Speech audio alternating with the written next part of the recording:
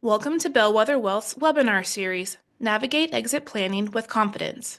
In Season 1, Drive Your Business Like You're Going to Sell It, we're joined by John Fullwider, a business value growth advisor at Gear 80. For today's episode, we will discuss how to sell your business to outsiders. All right. Thanks, Lance. Today we are continuing part 4 of our series, Selecting Your Exit Options. Last week we covered selling to insiders. Today we'll cover selling to outsiders. And then next week we'll cover keeping your business after exiting day-to-day management of it. And then our final episode on January 29th sums up the entire series and gives you some options for getting help with selling your business or keeping it. Today is the 12th session in our webinar series. If you missed earlier sessions, I encourage you to catch up with our recordings. We're going to post a link to the chat in just a second. Post a link in the chat, I should say, in just a second. And before we get started, though, I'd like to share a free assessment tool that can provide you an estimate of what your business might sell for today, along with insights on how to increase its profit, revenue, and overall value.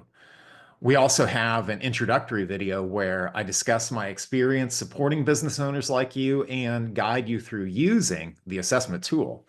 So links to both the assessment and the introductory video are on the screen, and they'll be shared in the chat. If you're listening to or watching the recording of this episode, welcome, time traveler. The links I just mentioned will be in the description section of this YouTube video. For these final episodes of the series, we're doing extended Q&A. So here's how that's going to work. You're going to post your question in the Q&A as per usual. Just type it out. We're then going to look at those questions and answer one of them, and then pause and give you a chance to type out a follow-up question. The reason we're doing it via typing in the Q&A window is to preserve confidentiality that we promised all the way back at the start of the series. So when you post your follow-up question, I'll answer a follow-up question or two, and then we'll move on to the next set of questions. To make time for that today and in the remaining episodes, we're going to extend our session to 45 minutes instead of the usual 30. So this week, we are going to cover 4 options for selling to outsiders: selling to private equity, selling to a strategic buyer, selling to a financial buyer, and then we'll cover a lesser known strategy called minority recapitalization, which is cool because it can give you both personal financial security and growth capital for your business, all while you maintain a controlling stake. What I'm not going to cover today is orderly liquidation. That's where you get next to nothing for the blood, sweat, and tears you've poured into your business over these many, many years. I don't even want you to consider orderly liquidation as an option. Here's why. If you're able to look at the slide, you'll see a message I got Monday of this week from a colleague. They say, quote, "I have a colleague needing to exit immediately for medical reasons." Goes on to say it's a tax preparation and accounting firm with 900 customers and 4 employees. The firm has been in existence for a couple of decades, my colleague reports, and their services are, quote, "all priced under value and need a 50 to 100% price increase." What a tragedy. 20 years have gone by. For at least a few of those, the business was making less than it could have with prices that are well under market. And now the owner needs to liquidate their business during tax season. So that's why I don't list orderly liquidation as an option. All the exit planning books do. I don't. Going back to the selling to outsiders options, let me unpack them by comparing what you want from the deal with what they want from the deal. For you, the business owner, your primary goal is financial independence, securing enough from the sale to comfortably move into your next chapter, whether that's retirement, a new venture, or personal pursuits. Beyond finances, you likely care deeply about protecting your non-financial values, whether it's preserving your legacy, taking good care of employees, ensuring customers receive the same level of service you've been used to providing. These priorities often guide your choice of buyer. More on those non-financial values in a moment. Let's talk about what the three types of outside buyers want from the deal. First, private equity buyers. They're seeking growth opportunities. They may view your business as a platform company, which serves as a foundation for additional acquisitions, or a bolt-on, a smaller company bolted onto a platform company that complements the existing investment in the platform company and other bolt-ons. With private equity, their focus is on scalability, operational efficiency, and eventually selling your company again for a profit.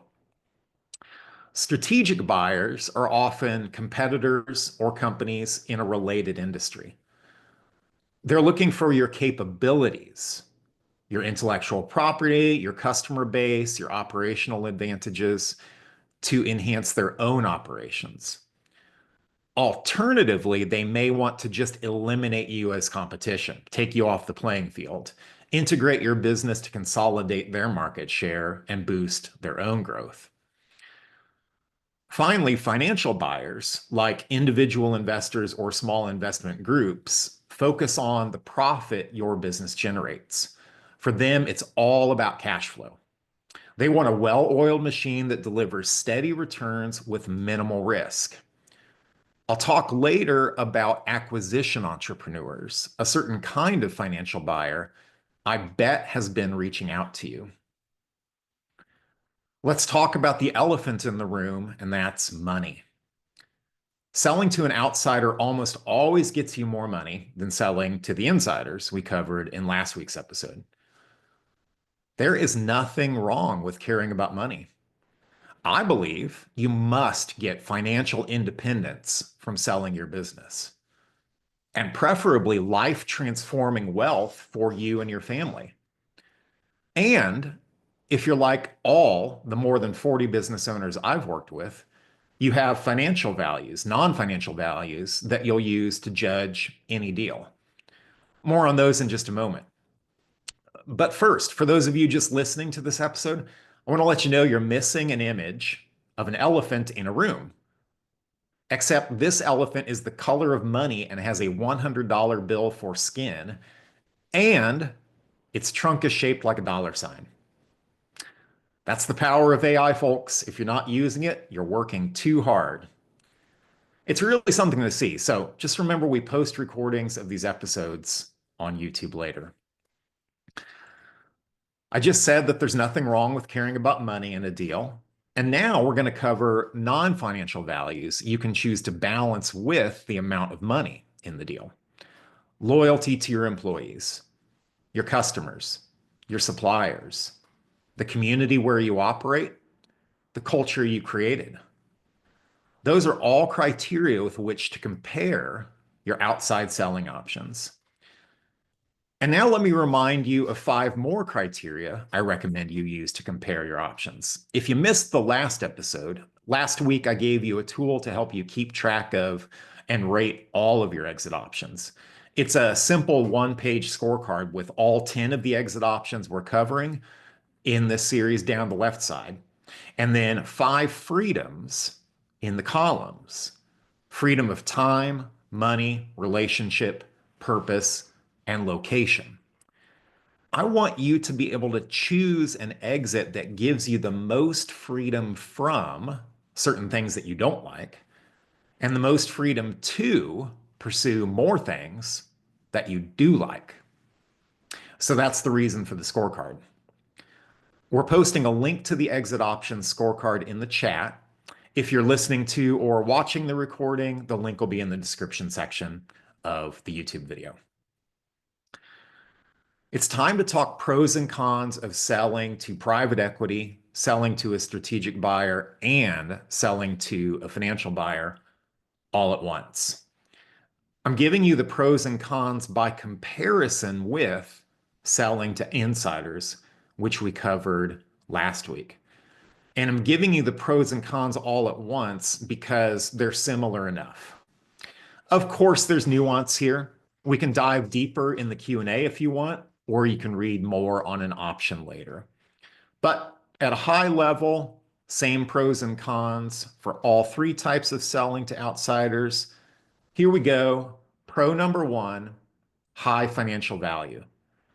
Outside buyers often offer the highest price, especially if they see strategic potential in your business. Pro number two, more cash up front. Unlike internal transfers, outside sales typically involve substantial upfront payments, minimizing risk for you. Pro number three, you get to walk away faster. These deals often allow you to exit the business sooner, enabling you to move on to other pursuits. Pro number four, stability of deal terms. Professional buyers tend to offer well-structured agreements. They're professionals at this, after all, and this reduces the likelihood of complications. Pro number five is a business refresh. So here's the thing, friends. External ownership can bring in fresh capital, new ideas, new energy to the business, propelling the business that you started on its path to greatness, propelling it to new heights. Let me dwell here for a moment. Some owners, when they get to a certain point in growing their business, they discover they've hit a ceiling.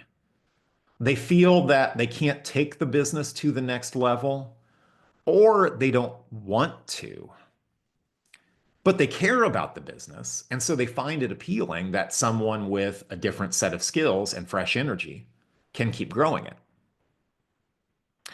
Now for the cons of selling to outsiders. Con number one, low non-financial value. Outside buyers may lack the same passion or commitment to your legacy as internal successors. Con number two, a long process. Selling to an external party typically takes 9 to 12 months. It requires patience and persistence. Con number three, distraction. The process of getting your business ready for sale and going through the confrontational colonoscopy that is due diligence can divert your focus from daily operations, which could affect performance of the company. You can mitigate this with a strong team of external advisors and a strong internal team of technicians working on the transaction. Con number four, privacy concerns. External sales often require disclosing sensitive business information. The first thing to consider is who should know the mere fact that you're selling. This fact can spook employees, customers, and suppliers. Con number five, emotional toll for you. Selling to a stranger can feel like losing a part of yourself. First, your internal self. Studies show that business owners go through a profound identity crisis when they sell their businesses and no longer identify as a business owner. Second, your external self. The saying that your business is your baby is a real thing. Selling your business can be an even bigger deal than your actual child moving out of your home for the first time. And finally, con number six, post-sale tie downs. I said earlier that you can walk away faster. Sometimes you can't, though, because contracts can require you to stay on temporarily or abide by restrictive clauses such as non-competes. Now for a deep dive on private equity. I'm going to spend probably the most time here because these are the phone calls you're already getting. These are the cold emails that are arriving as often as daily in your inbox. Where is this coming from? Figures vary, but the latest I've heard is 6,500. That's 6,500 private equity firms approaching $3 trillion. That's trillion with a T, as in Tom. $3 trillion in what they call dry powder. That means there are $3 trillion out there looking for companies to buy. Now, the way they work is they have to buy companies to get a return for their investors during a 10-year fund period. So they are out looking for you. That's why many of my clients get cold emails and phone calls as often as daily from private equity firms. One way or another, they're gonna find you. They're gonna get you, get you, get you, get you one way or another. Wait, what? You don't have young kids at home and you didn't hear Hocus Pocus or, God help us, Hocus Pocus 2 playing way too loud on the downstairs TV about 2 dozen times this past October? It's just me? Okay, I'll move on. Speaking of scary things, there are people who are scared about private equity. The fear is broadly around the non-financial values we just covered. Yes, I'll get a big fat check, but they'll pillage my employees, customers, suppliers, community, and culture. Maybe, maybe not. There are fans and there are foes of private equity. So let me introduce you to both groups. 4 recent books about private equity, 2 positive ones, 2 negative ones. 2 recent positive books are Private Equity Deals by Ted Seides and The Private Equity Playbook by Adam Coffey. Recent negative books about private equity include Plunder, Private Equity's Plan to Pillage America, and These Are the Plunderers, How Private Equity Runs and Wrecks America. For more on the negative side, you can't help but notice all the stories in the news from just last week about a US Senate report on private equity in healthcare. Some headlines, quote, hospitals and private equity, scathing Senate report shows concerns cross party lines.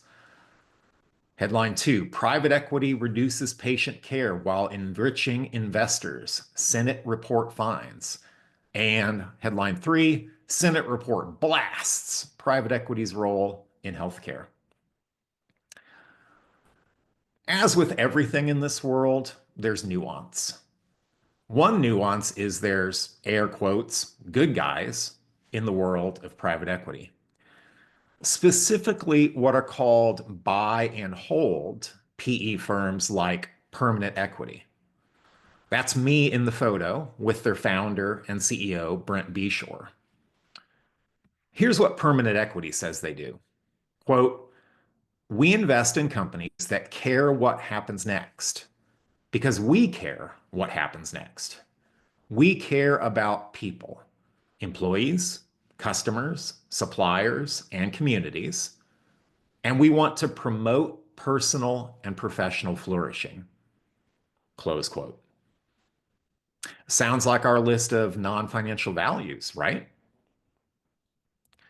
Another buy and hold firm is Garden City Equity. I think the best way to get you up to speed quickly on the buy and hold option is simply to read Garden City's description of what they do. Here we go. Garden City is a purpose-driven evergreen holding company that acquires and permanently holds family-owned services companies with $2 to $10 million in EBITDA. Think the Berkshire Hathaway for small to medium-sized businesses. Our mission is to build a family of the most caring service companies in the world where all workers thrive and have dignity and opportunity.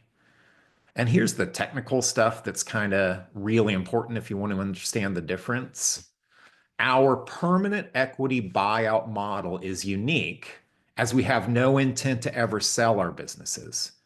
We use minimal debt and we keep the management team in place once we acquire. Instead of institutional investors, we raised $50 million from only mission-aligned and value-add investors who are eager to come alongside to help grow our businesses via strategic introductions and counsel. So that's an introduction to the good guys, or who claim to be the good guys in private equity. You've heard of caveat emptor, buyer beware. I don't know Latin, so I don't know what the equivalent in Latin is of seller beware, but seller beware. So if you choose the private equity option, there's a long list of big changes coming to your business when you sell to private equity. I've got a list of 7 here on the screen. And as I read these, I want you to think of them as get to or have to. Get to meaning I'm excited to make these changes while working for a new owner with new resources. Have to meaning I would make these changes grudgingly while working for a new owner with new resources. Or I would not want to make these changes at all. Here we go. Common changes private equity makes to businesses they acquire.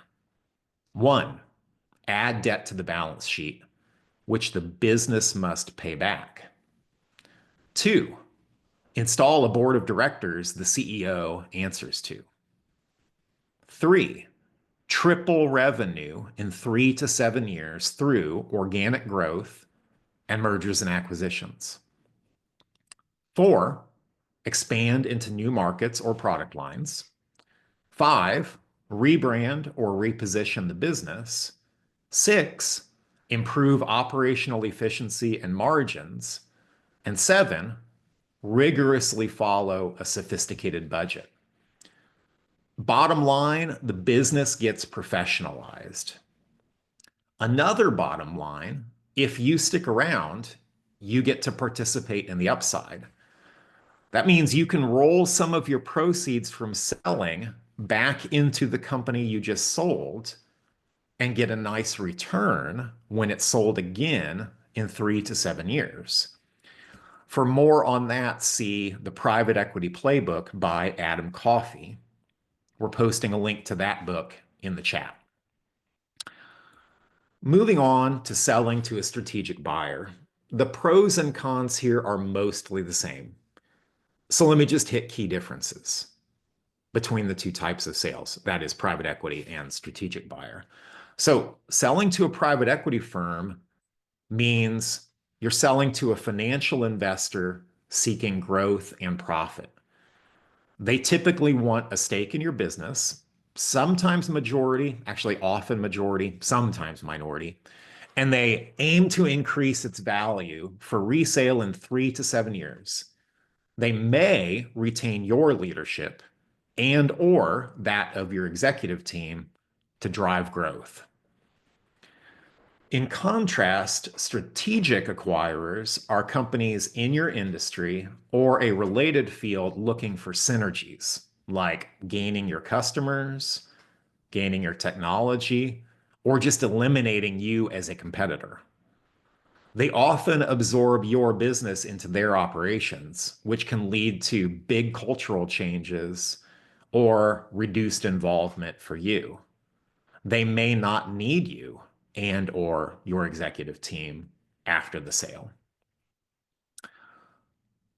Moving on to selling to a financial buyer, the pros and cons are again mostly the same. So I'll spend our time here diving deep into a type of financial buyer, acquisition entrepreneurs. These are individuals and small groups looking to buy and run an existing business as an alternative to continuing a corporate career, retiring, or starting a new business from scratch. There is a cottage industry of these folks, and it is growing every day, in no small part because of 2 really popular books that you see here on the screen. Buy Then Build by Walker Deibel, and the HBR Guide to Buying a Small Business by Richard Ruback and Royce Yudkoff. What's interesting about the HBR Guide is that the authors of that book are professors who teach an MBA class in acquisition entrepreneurship. They teach MBA students how to locate, buy, and grow your business. You're likely getting cold emails and phone calls from these people as well. Selling your business to an acquisition entrepreneur can be appealing, but it carries unique risks you should carefully consider. Here they are. One, limited experience. Acquisition entrepreneurs often lack extensive experience running a business of your size or complexity, or even running a privately held business at all. Their enthusiasm for the joys and freedom of business ownership may not translate into effective leadership, which could put your business, your employees, and your customers at risk post sale. Risk number two, financing challenges. These buyers typically rely on outside financing, such as Small Business Administration or SBA loans, or private investors to fund the purchase. If the financing falls through or the buyers struggle to meet repayment terms, it can destabilize your business, even result in legal disputes. One especial thing to look out for with acquisition entrepreneurs is no money down. Acquisition entrepreneurs, there is a gigantic cottage industry of courses taught by gurus on how you can buy a business with no money down. So these people are going to come to you saying, I want to do a 100% leveraged deal where you, the seller, are going to be my bank. I encourage you to put on your green eye shade and analyze such offers ever so carefully. Risk number three, disruption.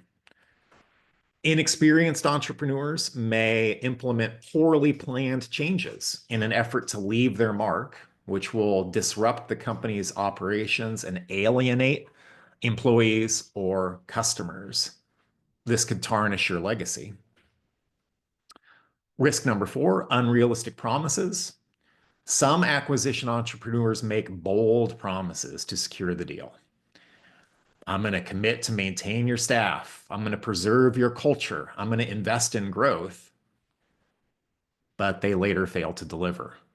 This can lead to resentment from employees and clients, further tarnishing your legacy. And then risk number five, emotional and financial strain. If the buyer struggles to succeed, you could be pulled back into the business to address issues, especially if you agreed to seller financing or earnout terms.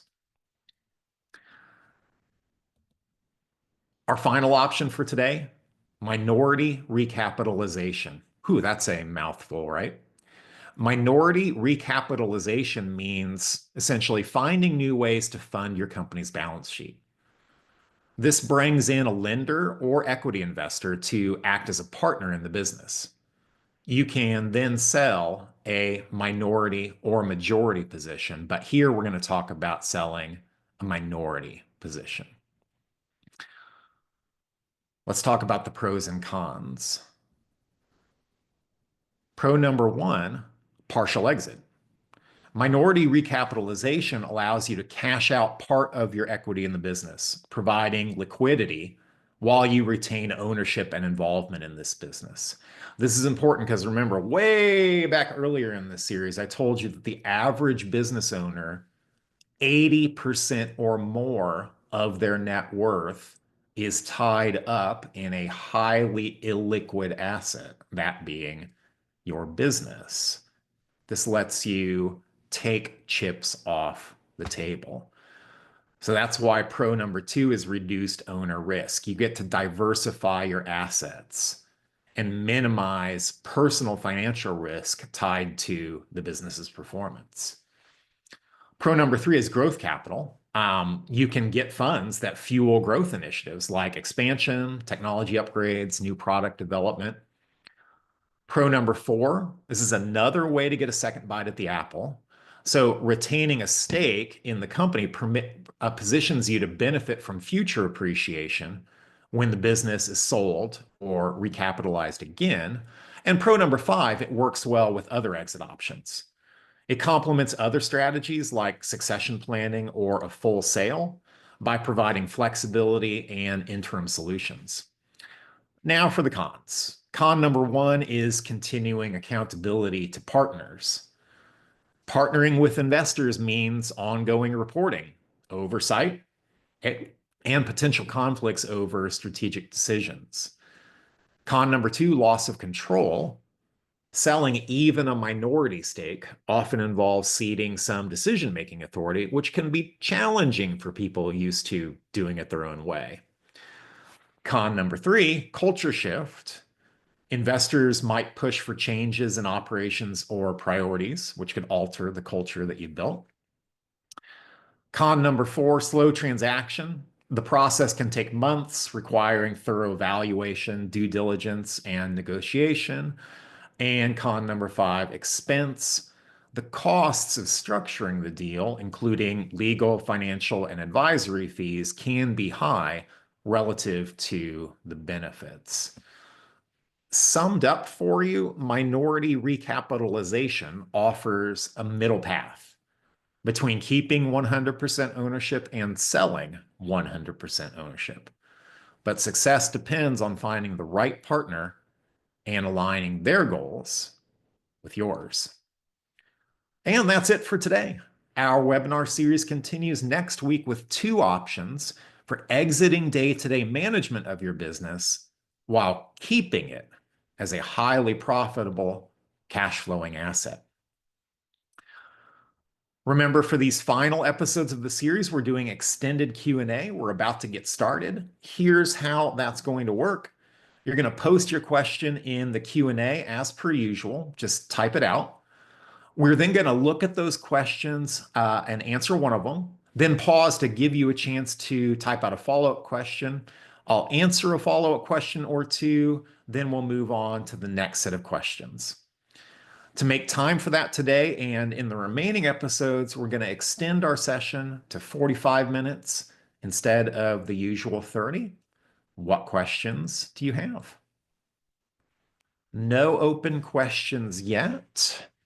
Remember, type your questions in the Q&A and we'll get to answering them.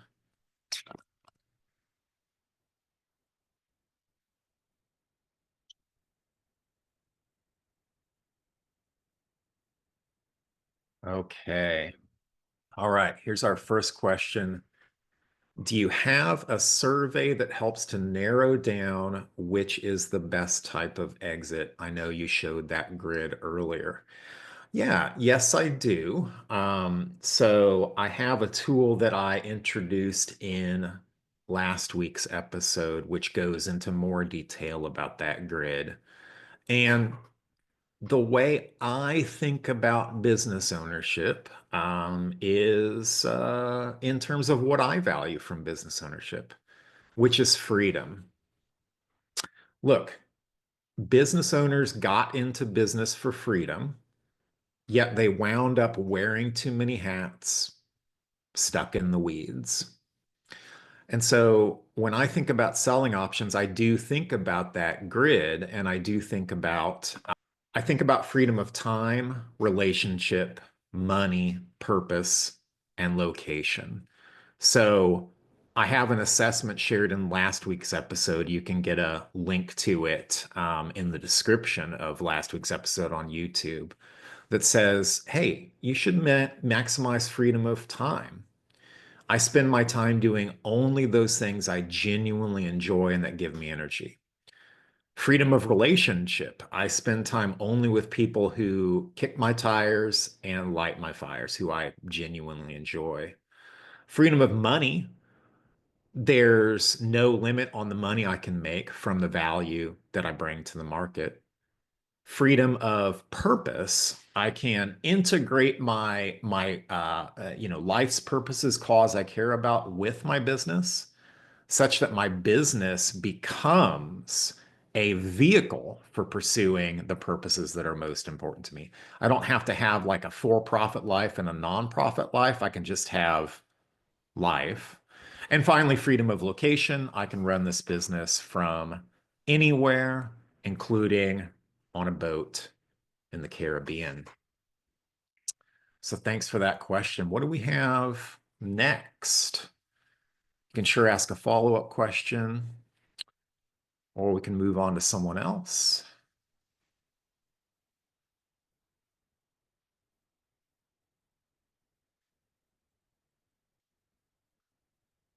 While we're waiting for a follow-up question, I'll just say that, I mean, another way to narrow down which is the best type of exit is to talk to a certified exit planning advisor like me about your specific case and or read one of several books on exit planning. The three big ones have been mentioned in a previous episode, but one is Exit Planning, the Definitive Guide by John Brown. The next is Exiting Your Business, Protecting Your Wealth by John Leonetti. And the third is Walking to Destiny by Christopher Snyder.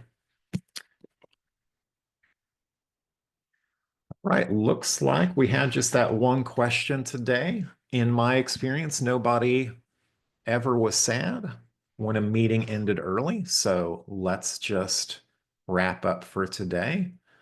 Remember, you can be freed from wearing too many hats and being stuck in the weeds. And you could sell your business for as much as double what you might be able to sell it for today. All you have to do is drive your business like you're going to sell it. Looking forward to seeing you next week for the option to keep your business after having exited day-to-day management of it. Be well until then, friends. Goodbye for now.